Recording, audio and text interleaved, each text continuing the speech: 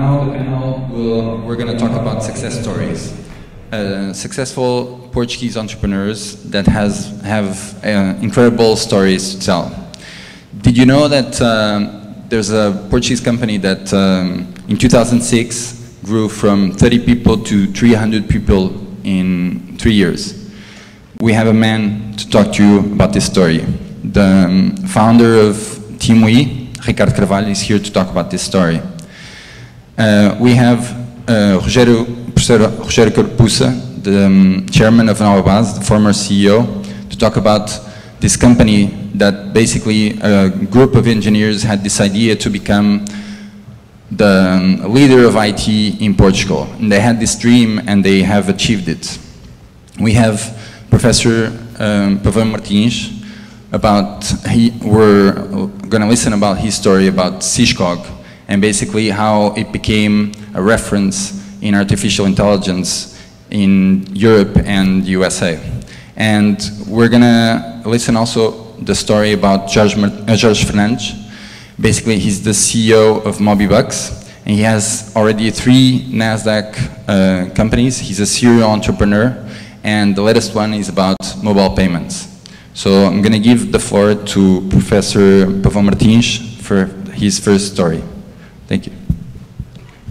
Thank you. Good afternoon. I'll be telling you a little bit about SISCOG. We turned 25 years this year, and they asked me for a 15-minute presentation, so my title is basically 25 years in 15 minutes. And what I wanted to tell you is how the company started, how we believe that we got success, and give you some reflections about entrepreneurship to people that are thinking about taking this path. So I'll talk a little bit about how we started. We started while myself and Ernesto Morgado, that's my partner, we were graduate students at the United States. We were studying artificial intelligence, and there was a lot of success with the early expert systems, so we thought, well, when we come back to Portugal, we're going to create a company for developing applications in artificial intelligence. And we came back in 83, 84, and we started the company in 86. At that moment, we were only looking at technological aspects. So artificial intelligence was our dream. We didn't know what we were going to do, what areas of applications, and we were completely unaware about the market. So we had no previous experience in business. But we had a vision. And the vision was, well, first of all, to be different. We want to be different from other companies. We want to act in a market niche, so we did not want to go to every possible opportunity. We wanted to have our own products, which was something very innovative at the time. We wanted to act internationally, and we did not want to be rich overnight. So we understood that to create something, it was necessary to do a lot of hard work. So we found our market niche in the same year we created the company, in 1986, when we had some seminars together with Sperry that will then become Unisys. And in one of these seminars, there was a person from Air Portugal that raised up the problem of crew scheduling and or crew planning. We found that it was very interesting. There was not much offer in the market, and it was something that would be applicable to artificial intelligence as we were willing to. And the first years, what we did was, first of all, get a free prototype for Air Portugal to move instead. Something which is so much in vogue today, create free systems and let the users see the advantages. Well, it didn't work. It was technically approved, but Air Portugal did not decide to go on.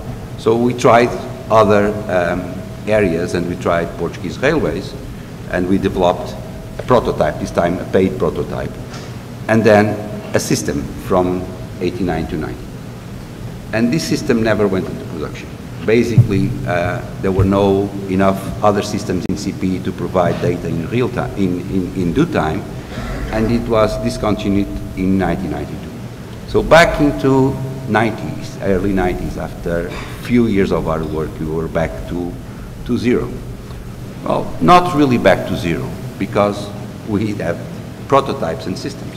So what we did, we started developing a network of contacts, presenting what we did in conferences, sending mailings to companies in the transportation sector, and we got some interest. One of the companies that got interested in us was Lufthansa. Then we had the problem of credibility. We were Portuguese.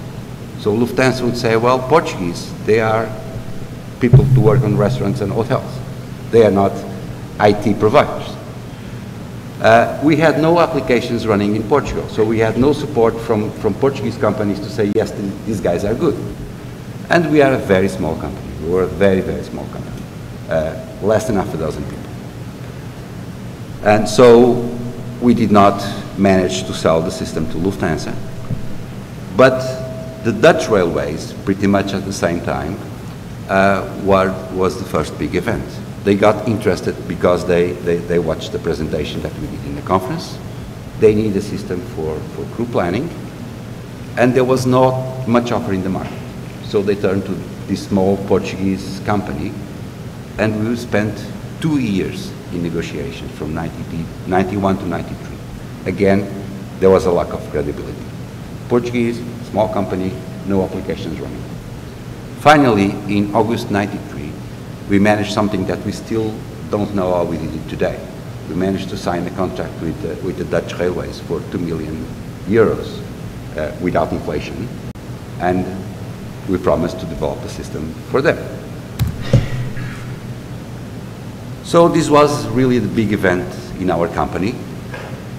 We worked with a company that was very pragmatic and open-minded. That helped. We did a lot of learning about the domain and about how to conduct international projects, and we did a lot of hard work, a lot of hard work. From 93 to 97, we only worked for the Dutch railways, only. And there were several people in the company by then. The system was completed in 97, and in 98 it started full production, planning the work of 6,000 people, the daily work of 6,000 people, and still today the system plans the work of everyone that crews trains in the Netherlands.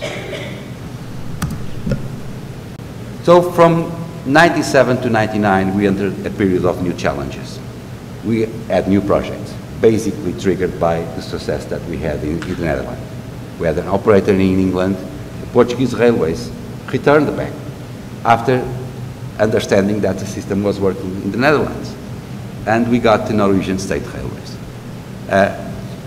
These entailed changing the product, so our product grew, and we start focusing in the offer, in what we were offering to the market rather than in the technology. So technology went to a second stage, was not that important. What important was the solution. And we also had to face several organization issues. So we were basically until then a subsidiary from the Dutch railways, working for them. And then we had 3 projects going on at the same time.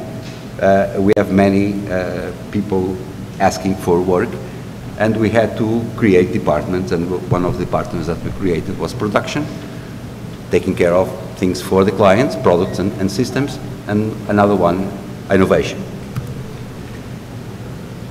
Between 2000 and 2004, we suffered a lot, and this is what we call the dot-com bubble. So we got more clients in Finland and in Denmark. The product was pressed for new developments.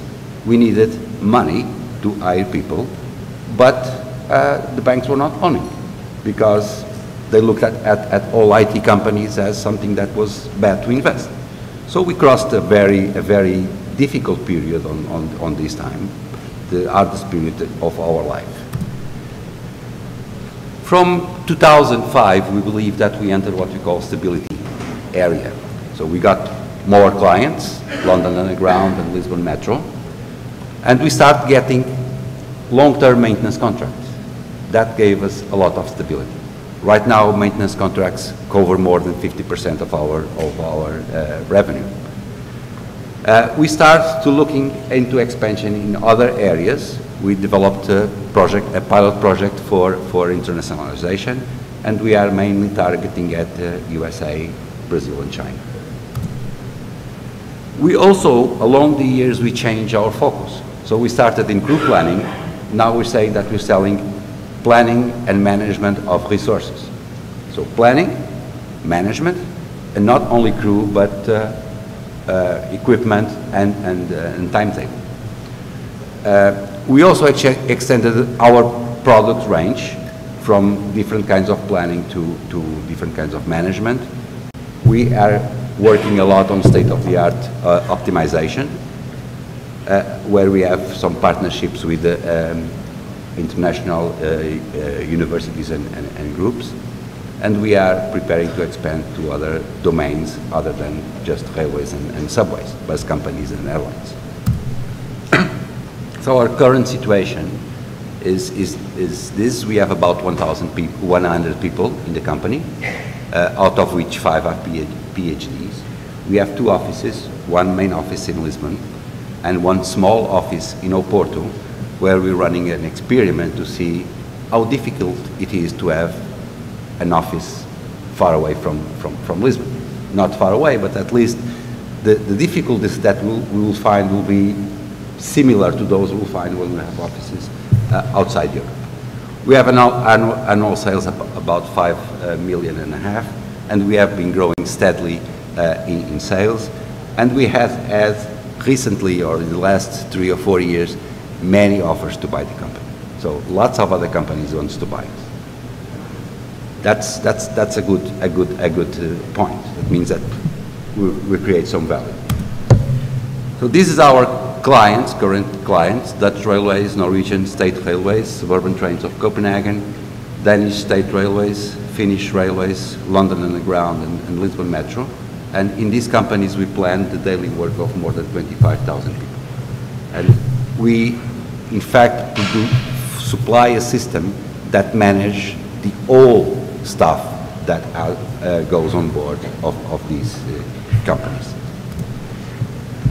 Our accumulated sales evolution is shown here. So adding up all the sales that we have done in our lifetime, we are reaching 40 million euros.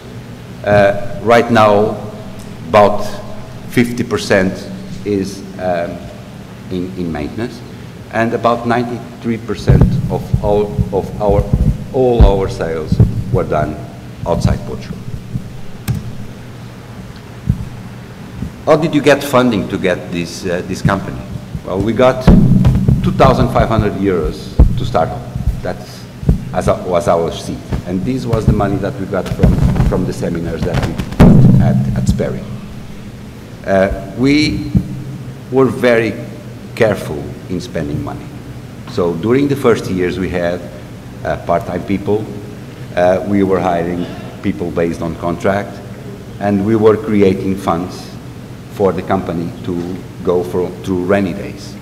So capital increases were done through profits, and right now we have as ownership 2 founding partners, the 2 original founding partners that own 50% of the company each. Reasons that we believe that influenced our success. First of all, hard work. Okay, and this is important. We will not get anywhere without hard work. Persistence. We've got to believe in what you're doing and stick to it in the difficult moments that will come, certainly will come. We were lucky because we have 2 complementary partners, very different people that complement each other and work very well together. We have been honest toward clients and towards people that work in our company. When something goes wrong, we tell them and we explain. when they don't trust or they question our decisions, we explain how we are taking them. And that has helped quite a lot. We have products, and we are Portuguese, we are very flexible. So that has helped a lot in clients. When something different happens, we are always ready to work out something. We are different. And we are different by quality, not by price. In fact, among our competitors, which are about half a dozen companies in the world, we are known to be the second most expensive. But we're selling. And we have an outstanding team. We have people with very, very good competence, and we have a common culture. So some reflections to conclude. Portuguese are outstanding people. So I appeal to people that are here thinking about creating company and encouraging them to do it. Because Portuguese are bright, they are very inventive and flexible, and they work hard. Is it seed money that important? Well, that's a question that I don't know how to answer. And when you're looking for seed money, you have to think, who's going to be in charge in our company? Is it going to be myself, or are the investors going to be? How is the company ultimate goal? Am I going to sell it quickly and make return of my money? Because investors certainly want to make return of our money, or do I want to build something that lasts? You have to make an offer that provides value. Honesty is something which is very important. Do not promise things that you cannot fulfill. And finally, be prepared to work. This is hard. Thank you.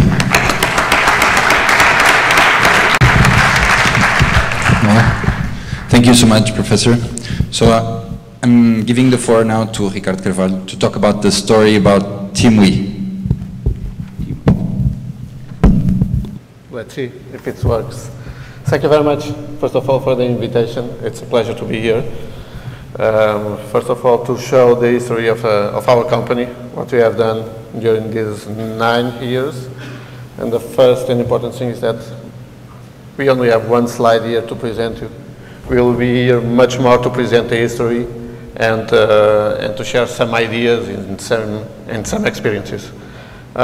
We started in 2002, and the main drive of the company and the why we started in this business, in the first line of business that we launched, it was on mobile entertainment and focus on selling contents to mobile phones. And what makes us sell contents to mobile phones? In mobile phones, there is a way to charge the end user. In our mind, it was what makes the difference between the mobile at this moment and the internet. We have been able to, in the past, some of us, to launch some internet projects with very good audiences, but really tough to monetize. And the mobile is the way at that moment to monetize. In my previous experience, one of the most successful projects, it was selling soccer alerts to pagers here in Portugal with Telechamada at the moment, a company from the Telecel group. We started in 2002 from a garage, making some phone calls to operators all over the world, and the main goal it was to sell contents to those operators. We started really well. After 1 year, we have very important projects with Telenor in Norway, with Vodafone and Movistar in Spain. And 2002 and 2003 were 2 years where we were completely focused on delivering content to the mobile carriers in Europe. This is one of the secrets of our company, the secrets of the success. We work completely, all the time we were completely focused. Doing one business line, selling the same services, selling the same products all over the world.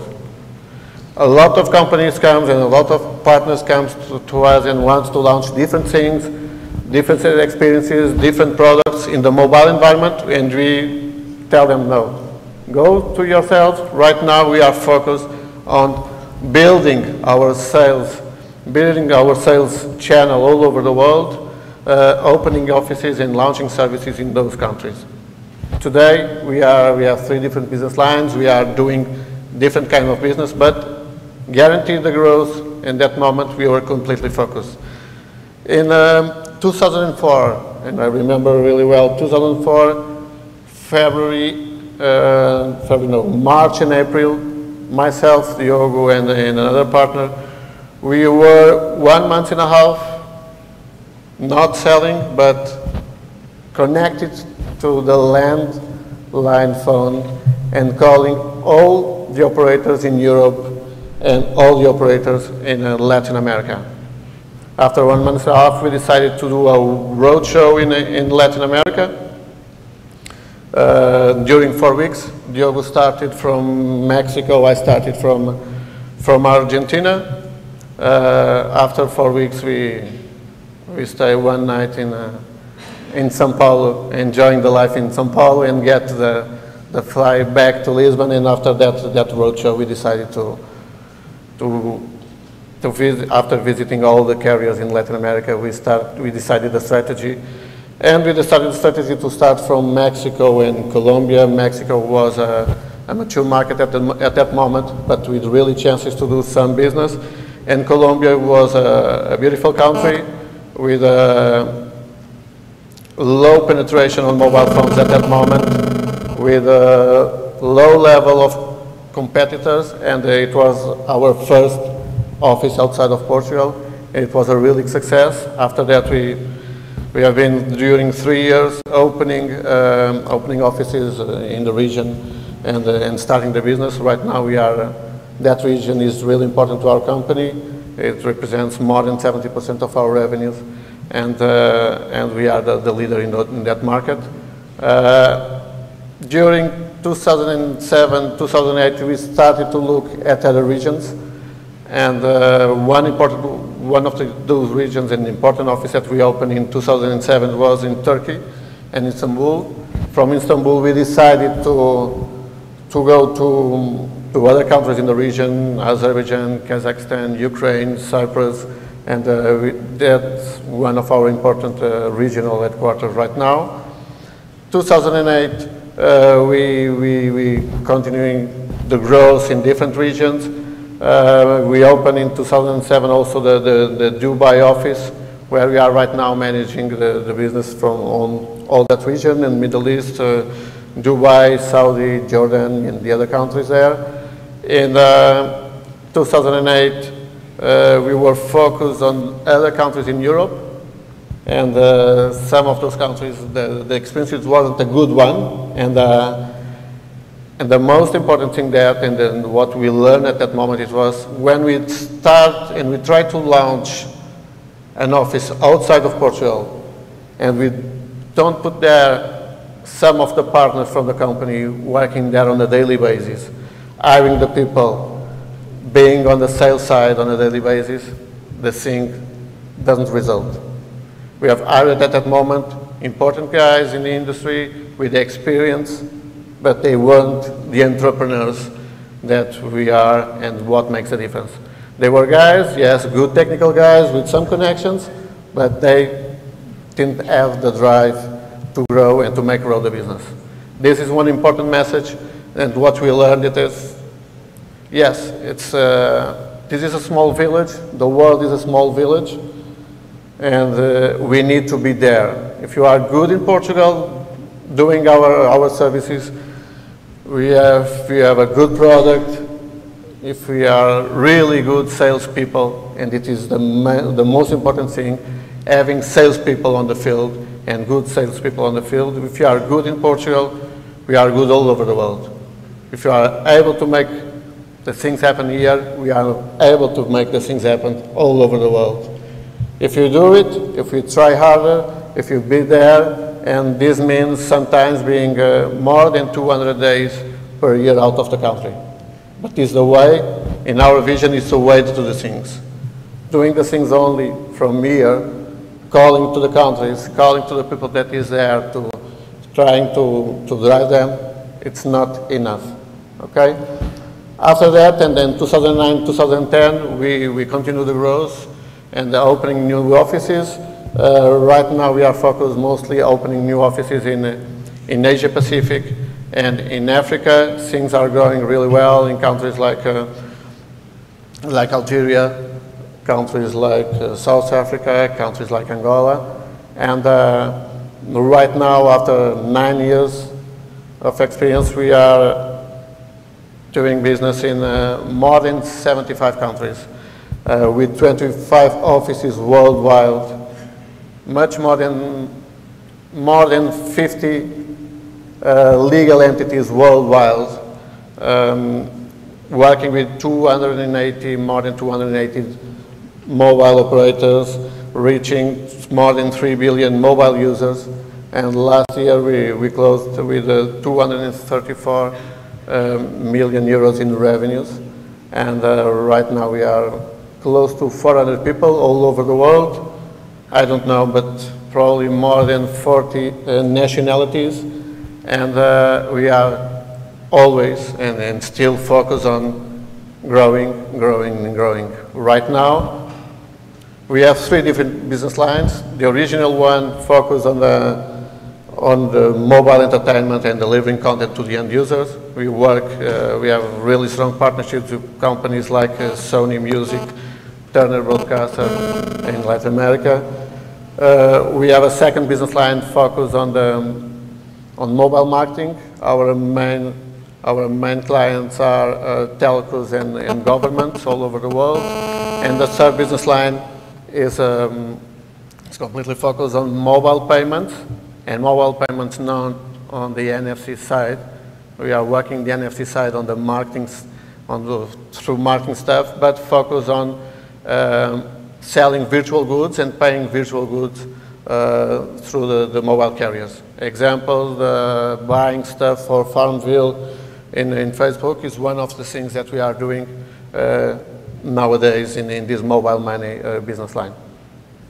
So let's take some time after that to the questions, yes? Okay. Okay, thank you very much.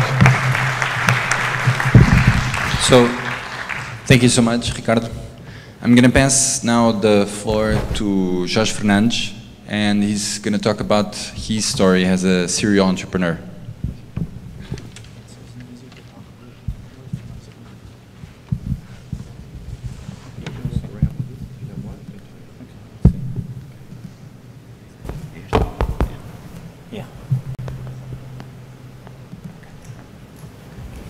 Boa tarde. O meu nome é Jorge Fernandes.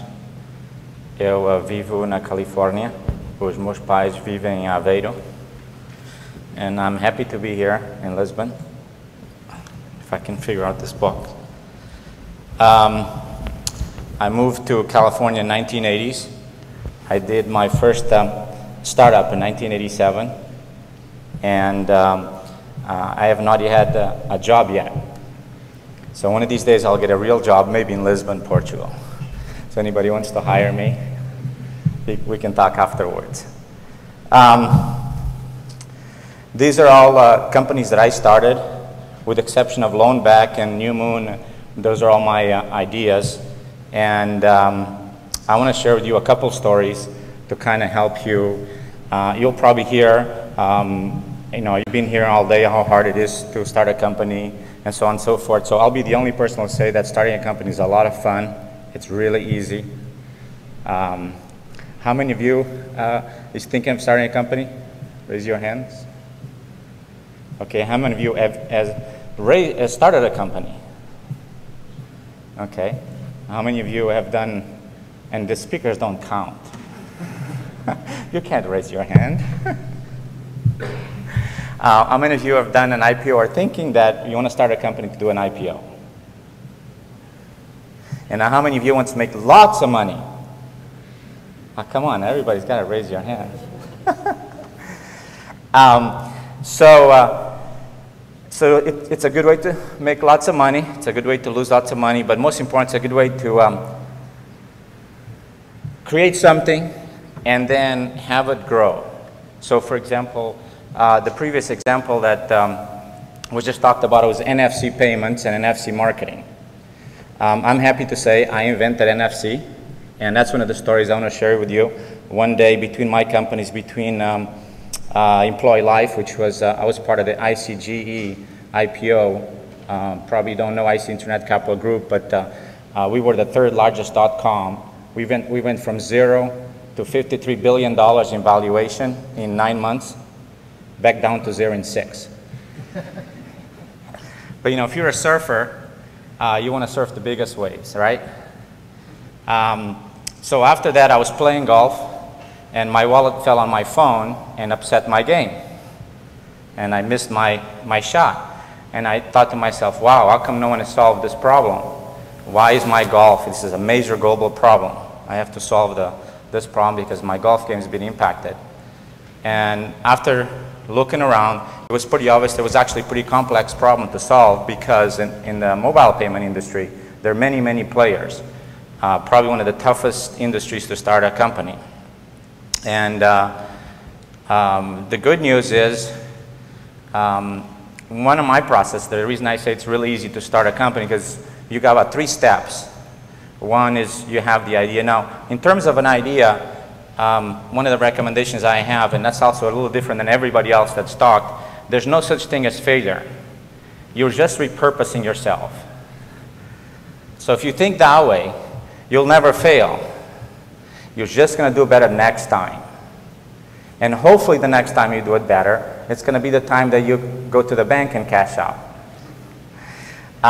So that's the idea. If in fact, each of these companies, if I walk you through from the time that we actually had the idea. So my very, very first company back in the 80s was Lasertron. We were in video games competing with Atari and Sega. It was my senior project. So at my university, I went to San Diego State. So when I went from Portugal to California, I went from here to San Diego. And I did a senior project that was very successful. And 2 of us decided to say, hey, everybody likes our video games. Why don't we start a company? So some of you and I've heard all about raising funds, angel VCs, and so on and so forth. We went from school to design our own games to IPO, and we did not raise a single dollar. So for those of you that say, I must have cash, I must raise money, I must do this, that, and the other, the answer is you don't really have to. It's very painful. It was very painful the first time. But after that, the reason it's fun now is because it was so painful that now anything is easy. The good news, we went IPO, and therefore we were able to cash out.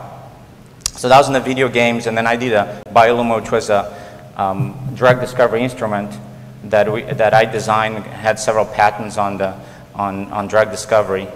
And then after that, I was part of the .com, and that's when I started the NFC. So the first thing is you have the idea. Each of these companies, if I tell you, okay, it started with one idea and evolved, and that's a critical component. It's a critical component of startups. Be willing to change. So anyways, coming back to the example of NFC, so after I played game, talked to somebody, and my next step as a startup is I tried to find somebody that's really well known in the industry. Because in my particular case, I have a BSEE from San Diego State and an MBA from Santa Clara University. I rarely go into a market that I personally know a lot. In fact, I usually don't know anything. When I started NFC, all I knew is you could swipe a credit card, and that's how you pay. And usually, you just receive the bill. You don't pay attention to it. So I got Mohammed. Mohammed was the #1 product manager globally, and the example I like to give in terms of startup, when you get a partner, I like to be like breakfast. Like in the US, you talk about when you're joining a startup, are you going to be part of, are you the chicken providing the egg, or is your partner and your people going to be the pig? Because you know, the chicken participated in the breakfast, the pig is committed to breakfast. So the second step is, can you attract somebody from the industry, or a series of players from the industry that are willing to give up their job? In fact, yesterday when we had some of the quick mating, or whatever that's called, with other companies, I would say more than half of the startup, quote-unquote startups that were talking to me, they still have their jobs. So, and it's a big no-no. It's very difficult to get funded if you show up and you say, hey, I still have my job, but if you give me money, I'll get started. So anyways, I got a partner, And then the next thing is we went to Visa, and Visa said, no, we don't want to do NFC. We went to MasterCard. Turns out MasterCard had spent, between MasterCard and Visa together, they had spent about $3 billion working on the next evolution of payments. Because essentially payments, everybody wanted to go from the card to the phone, or from the card to the next iteration. And so we show up and we spend $150 to MasterCard, and we say, look, we have this $150 device, and we'd like to show you that's better than your $3 billion device. Now, how many of you would like, okay, I'm going to go to Purchase, New York, I'm going to take a $150 piece of plastic, and I'm going to tell my customer that what we have is better than, you know, their $3 billion. It helps to drink a little tequila beforehand, or vino.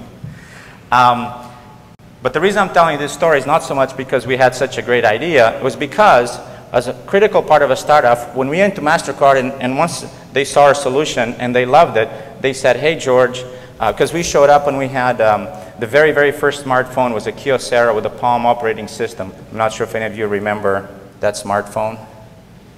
Anybody old enough to remember that brick? And John Wankambuehler, which is still the CTO of MasterCard, said, hey, there's a serious problem. Now this is, of course, after we were getting really excited and finally had a customer. And he said, George, did you miss something at the door? You know, how many times you go and look at the door and you look at the knobs and you look how tall, big the door is. It's just a door. And he goes, you know, it says MasterCard, not Master Phone. So if you're willing to change your contactless technology from the phone to the card, here's a check for $25,000. So we got our check for $25,000, and he said, come back in 2 weeks, show us everything you have on the phone, show us on the card, and we'll create a whole new standard. So today when you see the PayPass card or the Visa Wave card, it's basically from us. As a startup, we knew we had the best technology. We knew that our $150 device was better than anybody else's $1 billion device, but they're still the customer. And we changed and we provided the technology for MasterCard. By the way, they're still called MasterCard. And it's part of the problem. So at the beginning of this presentation, we were chatting. So, you know, we moved on to Mobibucks. So now I'm doing Mobibucks, which is completely different than NFC. And I was actually saying, well, NFC may not succeed on the payment industry. And, you know, we can spend the next couple hours arguing over that. The point is, of that story is just, it's pretty simple to have an idea. There's a few critical success factors, and you just repurpose. So Mobibucks, in some ways, can be thought of repurposing of Vivotech.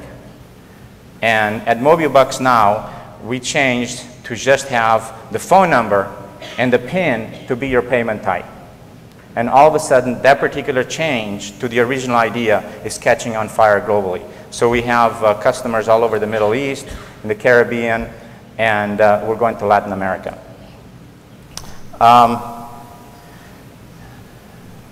This is our very, very first customer. So one final story, and I'll turn over the mic to somebody else on the next step.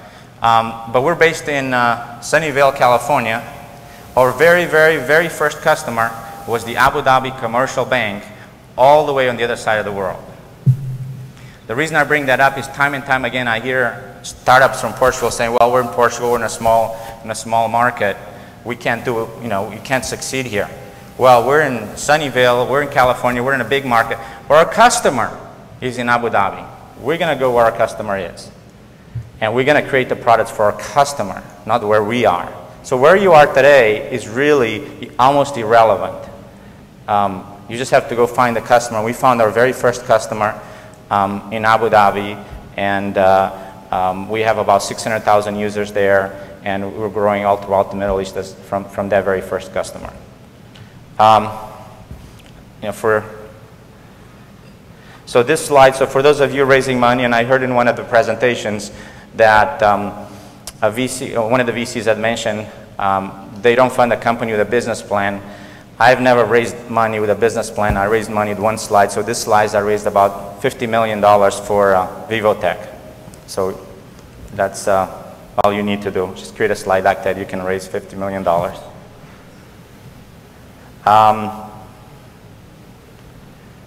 I'll just go to one last. So this was my, oops. So we got several patents on the drug discovery instrument.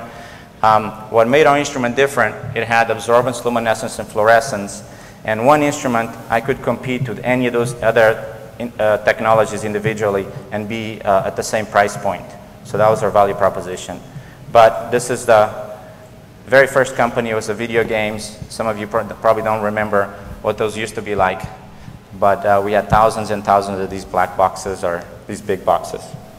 So that's my story for now, and I'm sticking to it until you hire me. Thank you.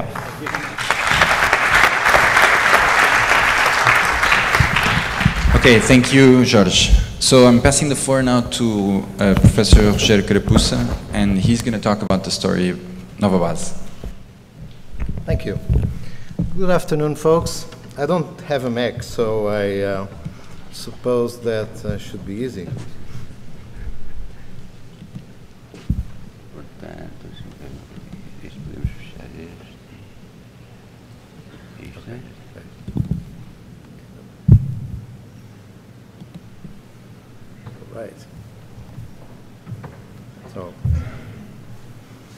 Okay, so let me start off by telling you a short story. Once I was in a plane, and the guy who was sitting next to me said, well, what do you do? And I was telling him my story, and then I asked him back, what do you do? And he said, well, I have a small company, and what we do is we manipulate meetings. I said, oh, is that a good business? He said, oh, yes, huge business. I work for big companies. I work for the European Commission or whatever, and the objective is to get the meeting to the point that my client wants. For example, that the meeting is not able to conclude anything, for example. Can be a goal. And he said, oh, that's good. And how do you do that? Well, I try to play with the various nationalities presented on the meeting room. And I try to figure out which are the characteristics of each of these nationalities. Oh, and tell me, which are the characteristics of the Portuguese you find in those meetings? And he said, well, first, they speak an average English, which is good, better than most Europeans.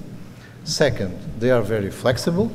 And third, it's very hard to find out which is the strategy that they have for the meeting. I took 10 years of my professional career just to find out that normally they don't have any strategy at all. That's why it's so hard to figure out which the strategy is. So I'll come back to this story later on. So I'm from Novabase. The company was started back in 1989. I finished my PhD in 88, and I was teaching at the Technical University of Lisbon, and I have two folks working with me. One of them was graduated in mathematics, and the other one was graduated in electrical engineering. And they wanted to create a company for developing information systems in a fast way. In the 80s, we didn't have those smart solutions, those smart packages, software packages that we do have today. So every software piece was basically done from scratch, meaning with a programming language and a database management system. And the idea was to create huge information systems for banks, for telecoms, for state departments, prototyping the kind of system that you want to build, because normally users only know exactly what they want when they see the system ready in some form. And if that is done after a huge process of building the system, then you cannot change it very easily. So prototyping was a good idea, and case tools were appearing on the market. So the first idea of Novabase was to build big information systems by using prototyping tools. And our strategy was trying to devise a way to be the biggest company in the Portuguese market. And we had 4 persons. So it's a crazy thing to say, well, let's try to be the biggest Portuguese IT company starting from 6 people. By the way, I was in the university at that time. I only joined full-time the company in '94. For the last 17 years I've been there. First I was serving as a board member, then CEO, and now as the chairman of the board. So what we did in the first place was trying to figure out a strategy to grow.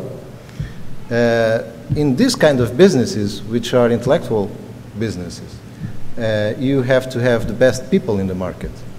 And to have the best people in the market, what do? You compete against these guys like IBM, you heard about it, Anderson Consulting, today Accenture. These kind of guys would be the ones we were competing against. So we had to find a way of having the best people in town, but we didn't have money, and we competed with these big guys. So what should we do? We should find a way to attract the best people in our market, or in the markets we were, without paying them that much. And the idea was to create a network of small companies instead of just one company, and to be one of the investors of each of these companies, being the other investors, the entrepreneurs that would cross with us and in some way would create one specific company for each specific market segment. So we created a network of these kind of companies. Of course, all of them were in IT. All of them were doing some kind of system, but one company would be dedicated, for example, to decision support. Another company would be dedicated, for example, to ERP implementations. Another company would be dedicated, for example, to data quality, and so on and so forth. And the idea is we will not pay that much to people, but we will have a bunch of entrepreneurs starting their own companies that would, in some sense, or in some cases, even compete against each other. But the universe was large, and these companies would not compete that much against each other. They would basically go out and find their customers. So back in 1998, we had a turnover of about 5 million euros at the time. And we needed three things. We did have already the network of small companies, but we needed three additional things. We needed some money to grow faster, to acquire some other companies, for example. We needed awareness, because we were competing with companies that were well known all over the world. And third, we needed a currency, meaning that when one day we would like to consolidate all these companies into one, which, by the way, we already have done, we would need a currency, in the sense that each of these entrepreneurs will change their shares of one of those small companies for shares of Novabase. And it would be a good idea if these shares of Novabase would be listed. So we decided to go and list our company in Euronext, meaning the Lisbon Stock Exchange at the moment. So when we went to make our IPO was in 2000, was the last IPO for several years in Portugal, because after that, as you remember, the so-called internet bubble would explode, and in some sense we would have a crisis somewhere, and we would not have that many IPOs in Portugal. So we did the last IPOs before that big desert of IPOs in Portugal. And the company at the time of the IPO had a revenues of around 25 million euros. We were starting this ramp-up curve. We raised a lot of money. The company, the total value of the company after the IPO was 200 million euros, with 25 million as revenues, and we had the awareness we needed, because everyone knows a company that is listed, at least in the market. It is listed. So that's the reason why we did our IPO. Now we have revenues of about 236 million euros. We have around 2,000 people, so we grew about 2,000 people in 22 years. And we have R&D investments of about 10 million euros a year. That is our profile. And what we do information systems for aerospace and transportation, for energy and utilities, for financial systems, for government, for manufacturing and services, and for telcos. We do business solutions, systems that work with all these businesses that implement the business processes that they have. We have infrastructure management and services around that. When someone needs to build an infrastructure, to run its system and then manage that infrastructure. And we have also a digital TV area, because we bought in 2000 a company which was dedicated to the construction of some hardware. So we have built with this company set-top boxes for tuning TV programs, and today we are selling the IP that we have developed, not the box, only the IP, and we are selling it internationally. And we also have a venture capital section, because we need those garages. So why I think we have had the opportunity of doing this process? Because, and coming back to my story, because we were flexible. And it turns out that we had some strategy to do it.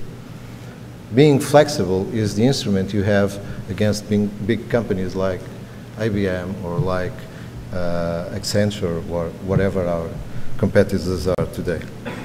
But you need to keep on innovating, so you need your own garages. It's not possible to build a garage in the middle of an apartment building, just below the apartment building, separately from the apartment building, because a big company would look at processes, will look at rules, will not be flexible enough. And new businesses need a lot of flexibility.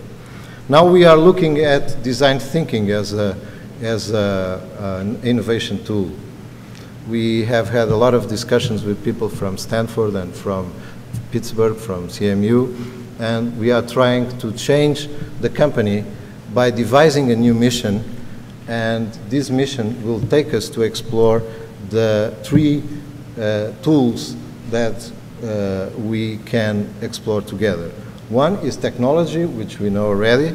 Other one is business. We have to have business experts. We always had business experts when we have along these 22 years, but we never have people looking at the human aspects of how you deal with your system.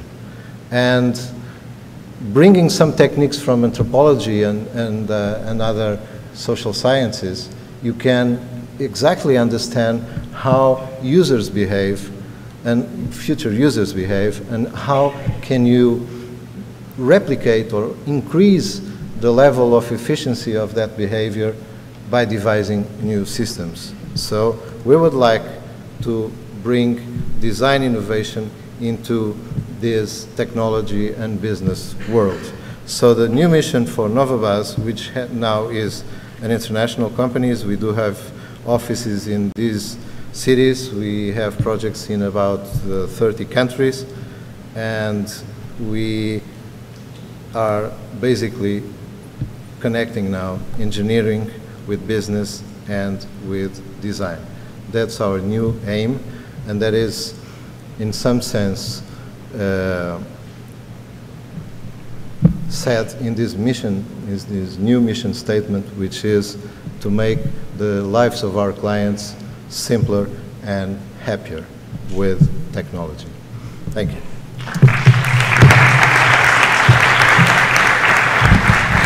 So I would like to thank our panel. Thank you so much for the success stories. I wanted to open for questions, but I think we passed already the time. Maybe we can have a question, if someone has a question from the audience.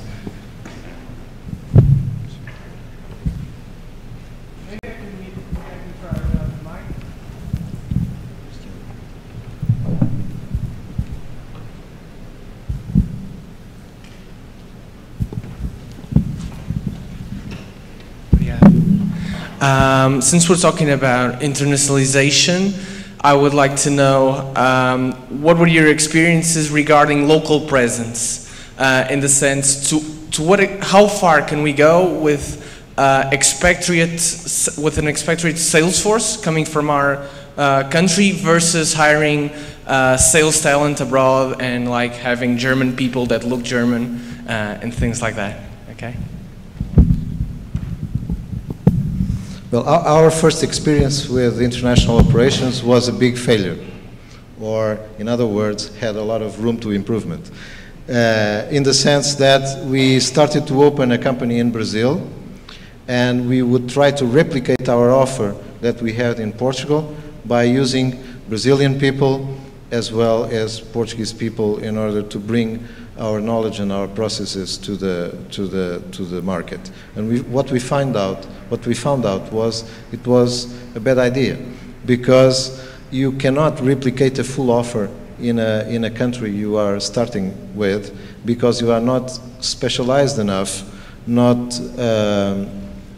focused enough to win against the local competition, which is stronger because it's there for a long time. So the next steps we did were to bring some special offer, only one offer or two offers we have, and be very focused and be in a country only with that offer you believe that is good for that country. And of course, use some local resources. But then again, for specialized people, it's not very important if the guy is local or it's not local.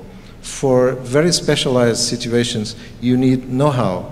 And the know-how can be Portuguese, can be German, can be whatever. And so what you have to bring to that market is the right people with the right knowledge, not only technological knowledge, but business knowledge mainly, in order to be able to speak about the client's needs and also to have references. You must have done that job before in any other country. And it is a good thing to have some references in your own country, because if you cannot sell at your house, it's difficult to sell to other houses. But in any case, if you have references, whichever, irrespectively of their if they are Portuguese or not, then you might have a new deal. References and good people that know how to talk about the business needs. Okay, do you want to answer? Just quickly, I mean, the answer really depends where you are in your company profile. If you're a mature company and you can have the resources is one answer, but I'd imagine you're thinking from a startup, correct? So in our case, we're more, for Mobibucks, we're in a startup stage where all of a sudden the market opportunity is open for us, and globally we're getting requests to open up offices in just about everywhere. What we've decided is we don't open with any of our employees, we only open with local partners. Because for us to try to achieve the kind of connections, networking, and understanding of the local market would just take us way too long to find those people, hire them, and train them, whereas we just look for partners. But down the road, we'll probably find a few offices where we put in people on there, but at our particular stages would be too expensive on time and money. Just to check our experience. We are always hiring local people, but the most important thing is to train those guys, to have people from the board of the company, teaching the guys, checking the guys in order to keep the culture of the company all over the world. It's what we are doing from the past 9 years. It works well in our company, and sometimes what we really need is to have some expatriates with the know-how from the company to understand how things happen inside the company, and also to have the technological and the product know-how. Okay, but we are always focused on having local people to leverage on the knowledge of the local culture, and also the networking and the sales skills.